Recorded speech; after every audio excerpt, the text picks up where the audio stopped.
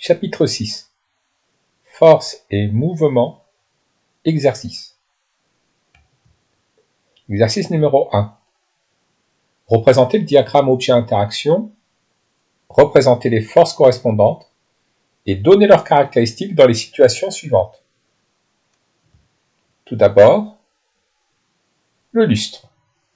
Le système étudié est le lustre.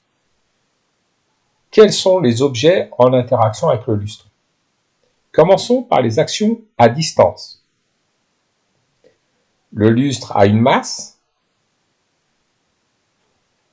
La Terre interagit avec le lustre. A priori, il n'y a pas d'autre action à distance qui a lieu. Passons maintenant aux interactions de contact. Le lustre est en contact avec un câble qui le maintient au plafond. Les objets en interaction avec le lustre sont le câble et la Terre. Comme le système étudié est le lustre, nous plaçons le lustre à l'intérieur d'un ovale. Les objets en interaction avec le lustre, nous les plaçons dans des rectangles. Les interactions à distance sont représentées par une double flèche en pointillé. Les interactions de contact sont représentées par une double flèche en trait plein.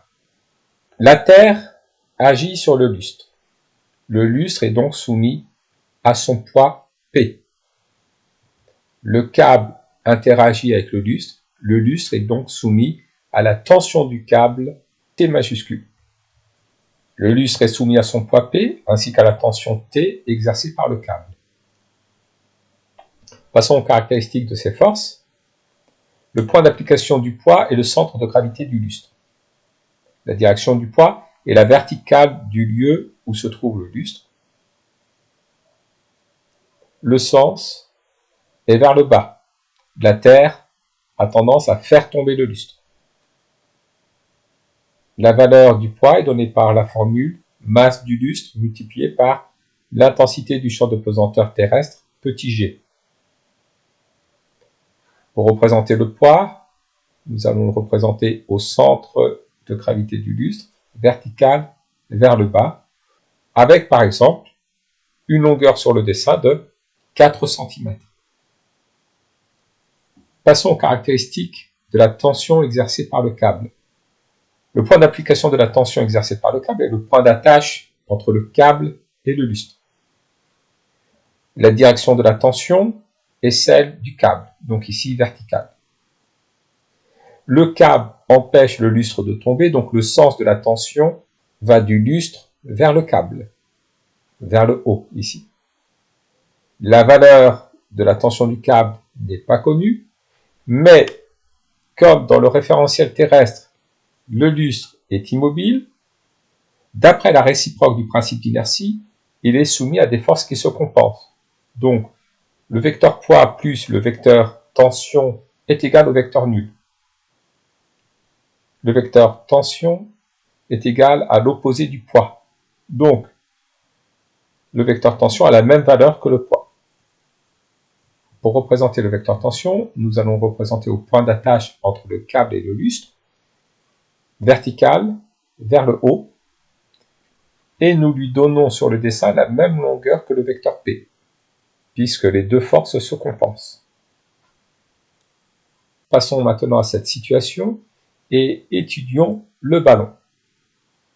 Commençons par les objets qui peuvent agir à distance sur le ballon. Le ballon ayant une masse, l'objet qui peut agir à distance sur le ballon est la Terre. Il n'y a pas d'autre objet, a priori, qui agit à distance sur le ballon. Passons aux objets qui interagissent par contact avec le ballon. La main du joueur est en contact avec le ballon. Comme le ballon est le système étudié, nous le plaçons au centre dans un ovale.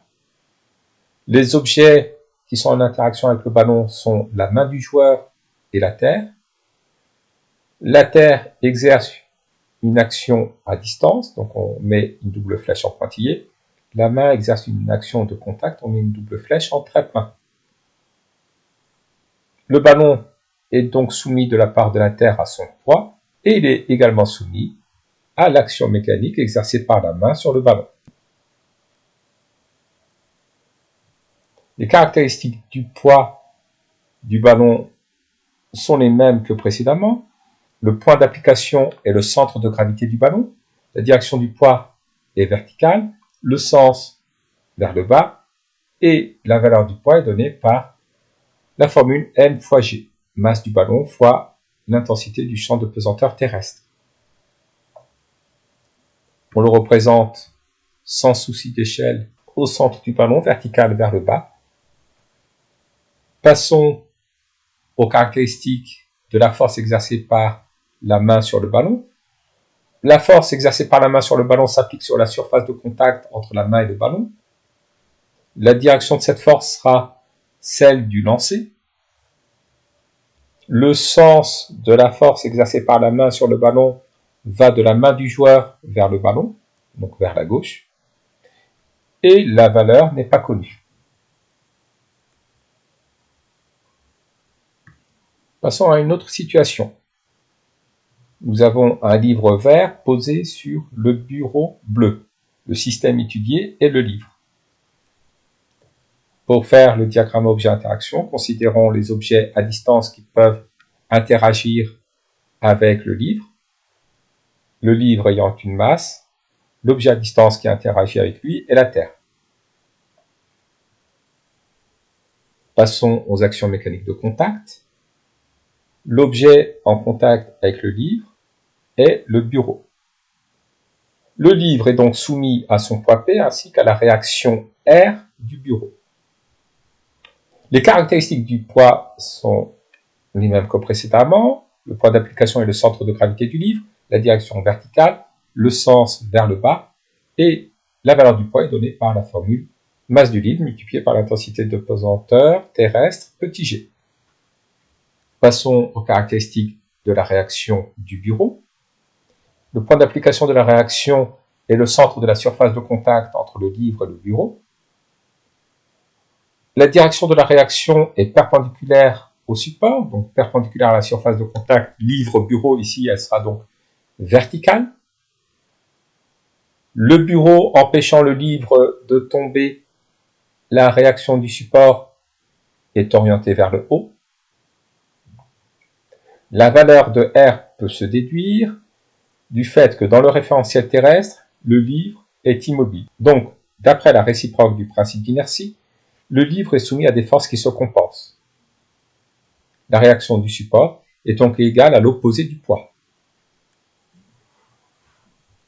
Nous devons donc tracer la réaction du support à la surface de contact entre le livre et le support. Elle doit être verticale, orientée vers le haut, et doit avoir la même valeur que le poids. Nous avons toujours la même situation, mais le système étudié ici est le bureau. Le bureau ayant une masse, l'objet à distance qui interagit avec le bureau est la Terre. Le bureau est en contact avec le livre, donc le livre interagit avec le bureau.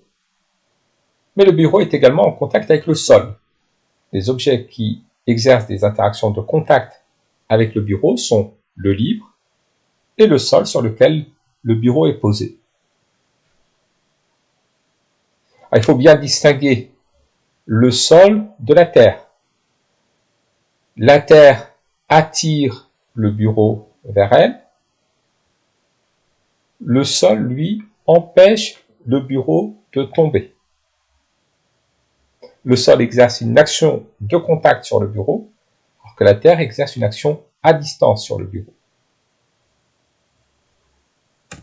Le bureau est soumis à son poids P, ainsi qu'à la réaction R du sol et à la force exercée par le livre sur le bureau. Les caractéristiques du poids du bureau sont toujours les mêmes. Le poids s'exerce au centre de gravité du bureau. Il est vertical, dirigé vers le bas, et sa valeur est donnée par le produit de la masse du bureau multiplié par l'intensité du champ de pesanteur terrestre. Les caractéristiques de la réaction du sol sont les suivantes. Le point d'application est le milieu de la surface de contact entre le sol et le bureau. La réaction est perpendiculaire au sol, donc ici, elle sera verticale. Comme le sol empêche le bureau de tomber, la réaction est orientée du sol vers le bureau, c'est-à-dire ici vers le haut. La valeur de la réaction n'est pas connue. Le point d'application de la force exercée par le livre sur le bureau est le centre de la surface de contact entre le livre et le bureau. Elle est perpendiculaire à la surface de contact livre-bureau, c'est-à-dire verticale. Elle est orientée vers le bas et nous ne connaissons pas sa valeur.